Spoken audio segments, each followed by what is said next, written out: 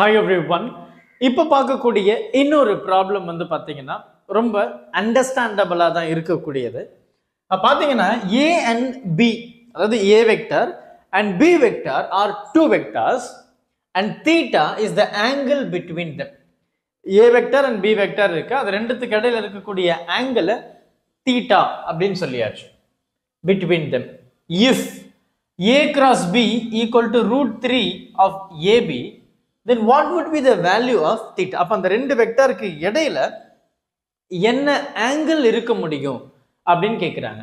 இப்ப நமக்கு கேள்வியில A cross B அப்படின்னு கொடுத்திருக்கு, தெளிவா கொடுத்திருக்காங்க.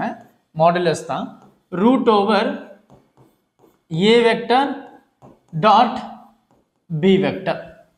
இப்போ எனக்கு என்ன கேக்குறாங்க அப்படின்னா, இந்த ரெண்டு வெக்டர் இடையில என்ன ஆங்கிள் இருக்க முடியும் அப்படின்றத இவங்க கேட்கக்கூடிய கேள்வியா இருக்கு.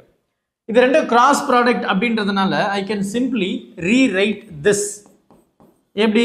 AB sin theta. நமக்கு தெரியும் cross product of two vectors sin theta தான். Dot product of two vectors cos theta. அப்போ இத AB cos theta ன்னு சொல்லலாம். கரெக்ட் தானே? இப்போ இந்த ABயும் இந்த ABயும் கேன்சல் ஆயிடுச்சு. அப்ப இந்த cos இங்க வந்துருச்சுன்னா, cos இந்த பக்கம் வந்துருச்சுன்னா எனக்கு என்ன இருக்கு? sin theta இங்க இருக்கு. இந்த cos இப்படி வரும்போது டிவிஷன்ல ஆயிடும். அப்ப sin by cos is nothing but tan theta. Tan theta is equal to √3.